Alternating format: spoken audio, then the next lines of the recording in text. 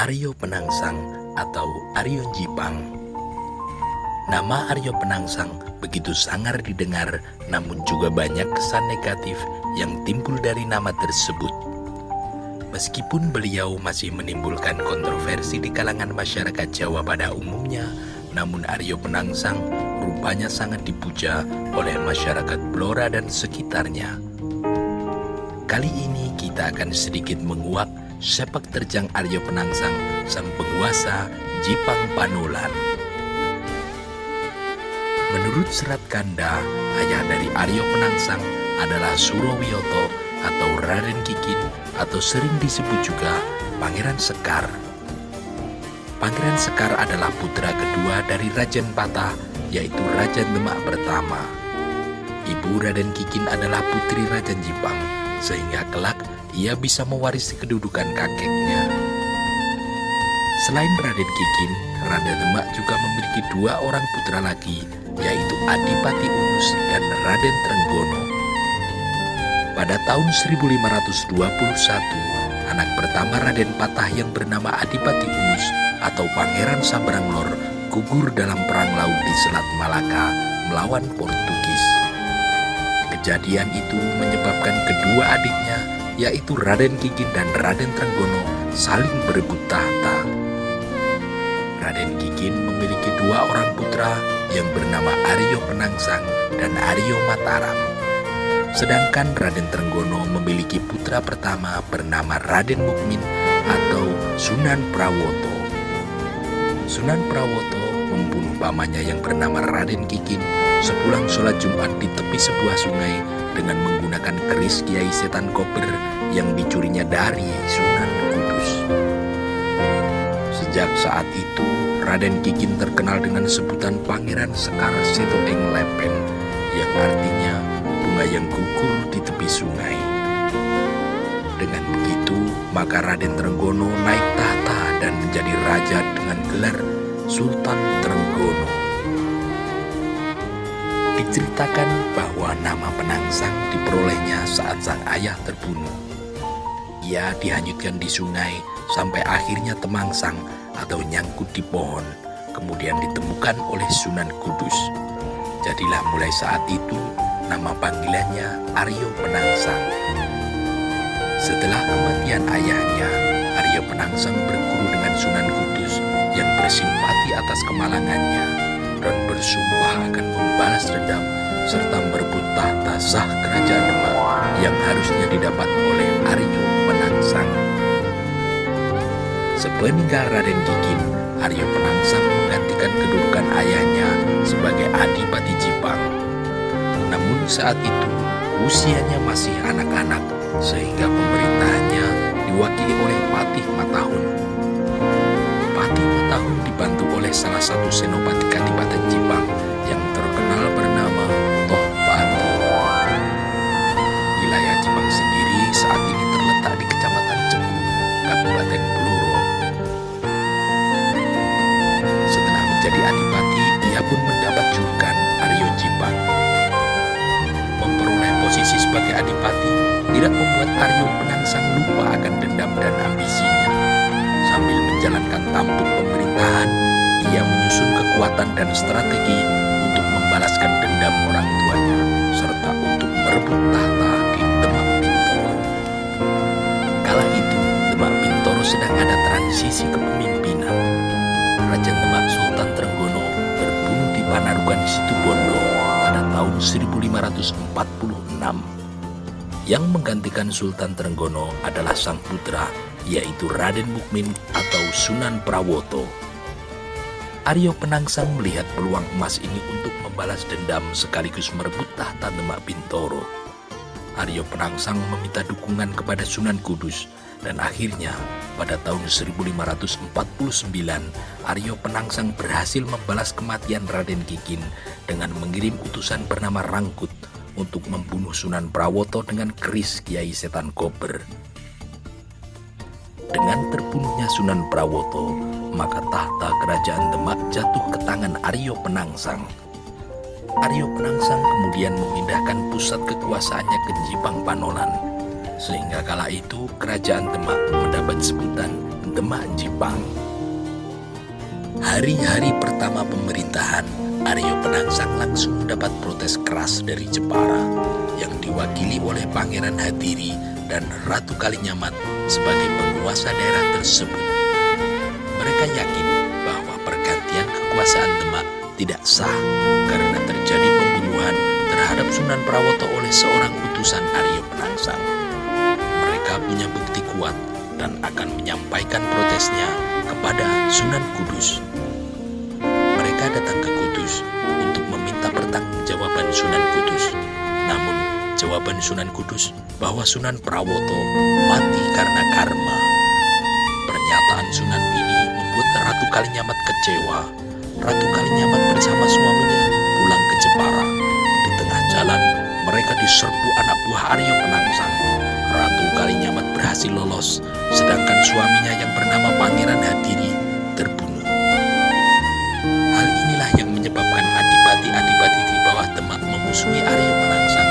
Salah satunya adalah Adipati Pajang, yaitu Joko Tingkir atau Hadiwijoyo. Untuk menguasai tanah Jawa seutuhnya, Aryo Penangsang perlu menyingkirkan salah seorang penguasa daerah Pajang, yaitu Hadiwijoyo atau Joko Tingkir yang belakangan mengambil sikap bermusuhan. Hadiwijoyo sendiri merupakan menantu dari Sultan Trenggono yang menjadi adipati di wilayah Pajang.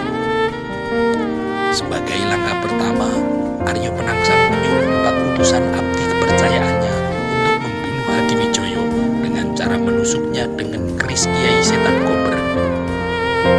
Namun keempat utusan itu dapat dikalahkan Hadiwijoyo dan dipulangkan secara hormat, bahkan diberi hadiah pakaian prajurit oleh Hadiwijoyo.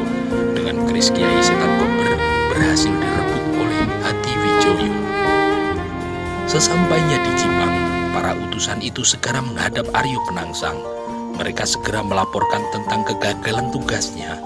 Betapa marah Aryo Penangsang ketika kedua orang itu mengatakan bahwa atas kemurahan hati Hadiwijoyo, mereka dimaafkan dan bahkan diberi anugerah berupa seragam keprajuritan dan keris pusaka. Aryo Penangsang merasa sangat tersinggung dan terhina oleh perlakuan Hadiwijoyo ini. Setelah peristiwa pembunuhan yang gagal itu, situasi permusuhan antara Sultan Hadiwijoyo dan Aryo Penangsang memuncak. Dengan usul Sunan Kudus, Aryo Penangsang mengundang Hadiwijoyo ke Jipang untuk dilakukan perundingan damai, sekaligus meminta kembali keris Kiai Setan Kober yang sementara ditahan oleh Hadiwijoyo. Hadiwijoyo menyanggupi. Diam-diam Sunan Kudus telah menyiapkan kursi yang diberi ajian Raja Kulonjongkro. Ajian tersebut menyebabkan orang yang mendudukinya menjadi sial selama 40 hari. Kursi tersebut dialamatkan tentunya buat Hadiwijoyo. Pertemuan diatur, kedua belah pihak bertemu dan ditengahi oleh Sunan Kudus. Tapi apapun dikata, Aryo Penangsang adalah orang yang temperamen dan tidak sabaran. Ia malah dijebak oleh Hadiwijoyo supaya menduduki kursi sial tersebut. Gagal sudah semua rencana yang disusun oleh Aryo Penangsang dan Sunan Kudus. Dalam perjalanan pulang ke Pajang, rombongan Adipati Pajang singgah ke Gunung Donorojo, tempat Ratu Kalinyamat bertapa. Ratu Kalinyamat mendesak Hadiwijoyo agar segera membunuh Aryo Penangsang. Lalu dirinya yang mengaku sebagai pewaris tahta Sunan Prawoto, sang ratu berjanji akan menyerahkan Demak dan Jepara jika Hadiwijoyo menang. Hadiwijoyo segan memerangi Aryo Penangsang secara langsung karena merasa dirinya hanya sebagai mantu keluarga Demak Bintoro. Maka diumumkanlah sayembara. Barang siapa dapat membunuh Aryo Penangsang akan memperoleh hadiah berupa tanah Pati dan Mataram. Kedua kakak angkat Hadiwijoyo, yaitu Ki Ageng Pemanahan dan Ki Panjawi, mendaftar sayembara itu. Demikian juga putra kandung Ki Ageng Pemanahan yang bernama Sutowijoyo ikut pula mendaftar dalam sayembara. Oleh karenanya, Hadiwijoyo menyiapkan pasukan Pajang dan memberikan tombak Kiai Pleret untuk membantu Ki Ageng Pemanahan dan putra kandungnya, yaitu Sutowijoyo, untuk mengalahkan Sultan Demak kelima, yaitu Aryo Penangsang. Kabar tersebut terdengar oleh Aryo Penangsang. Ia meminta pendapat Sunan Kudus. Untuk melawan orang-orang Pajang, Aryo Penangsang melakukan topo 40 hari untuk menghilangkan Raja Kalacakra yang sebelumnya mengenai dirinya. Sunan Kudus menyiapkan benteng pertahanan berupa galian menyerupai sungai yang melingkari pusat pemerintahan Jipang, yang kemudian diisi air dari Sungai Bengawan Solo. Galian ini kemudian terkenal menjadi Bengawan Sore. Tak lupa Sunan Kudus juga memberikan ajian di Bengawan Sore. Barang siapa menyentuh airnya duluan, maka dia akan kalah. Persiapan telah selesai, strategi telah disusun. Berangkatlah Ki Ageng Pemanahan, Ki Panjawi, Sutowijoyo, serta ratusan pasukan Pajang ke telatah Jipang Panolan. Aryo Penangsang yang baru saja menyelesaikan tapa 40 harinya tak kuasa menahan emosi membaca surat tantangan atas nama Hadiwijoyo. Apalagi surat tantangan itu dibawa oleh pekatiknya yang sebelumnya sudah dipotong telinganya oleh Ki Pemanahan dan Ki Panjawi. Meskipun sudah disabarkan, Aryo Penangsang langsung bergegas ke medan laga, menunggangi kudanya Gagak Rimang beserta ratusan pengawal kerajaannya. Rupanya kabar bahwa Bengawan Sore yang dimantra telah terdengar oleh Ki Ageng Pemanahan, sehingga ia menyiapkan siasat membawa kuda betina karena tahu kuda tunggangan Aryo Penangsang, si Gagak Rimang, sedang masa birahi. Aryo Penangsang mendekat di ujung Bengawan Sore, dilepaskanlah kuda betina tersebut, sehingga Gagak Rimang lari tak karuan mengejar kuda betina itu. Lagi-lagi Aryo Penangsang termakan oleh tuahnya sendiri. Ia jatuh ke Sungai Bengawan Sore yang telah dimantra oleh Sunan Kudus. Perang antara pasukan Pajang dan Jipang terjadi di dekat Bengawan Sore. Sutowijoyo menantang duel Aryo Penangsang, namun tidak dihiraukan.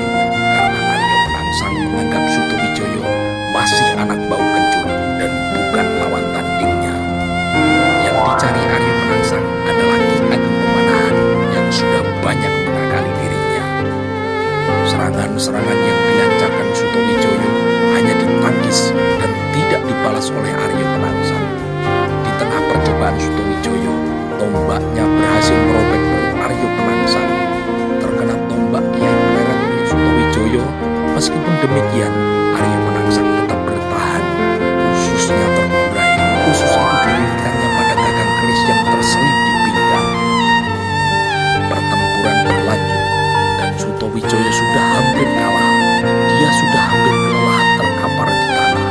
Kepalanya sudah diinjak Aryo Penangsang. Aryo Penangsang akan membunuh Sutowijoyo dengan kerisnya.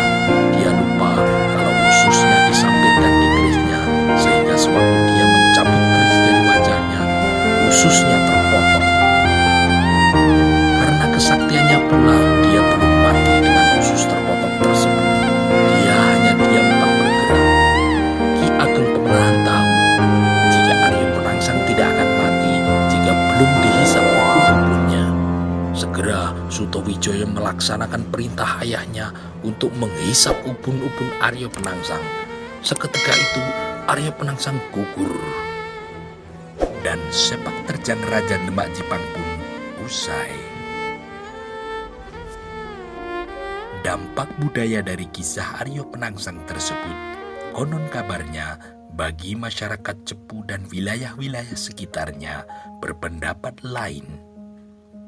Untaian bunga pada keris pengantin pria Jawa diibaratkan sebagai lambang kegagahan Aryo Penangsang, yang meskipun telah terburai isi perutnya, namun Aryo Penangsang tetap masih mampu tegak berdiri hingga titik darah penghabisan. Dari perlambang itu, diharapkan sang pengantin kelak bisa menjaga kemakmuran, kebahagiaan, keutuhan dan kehormatan rumah tangga meski dalam keadaan kritis seperti apapun. Seperti halnya Aryo Penangsang yang tetap memegang prinsip dan harga dirinya hingga ajal tiba. Demikianlah sekelumit cerita kali ini. Apabila terdapat kesalahan pembacaan maupun versi, jangan ragu-ragu untuk mengkoreksi kami di kolom komentar. Terima kasih telah menyaksikan video ini dan jangan lupa untuk subscribe dan share channel ini jika dirasa bermanfaat. Terima kasih. Margembros.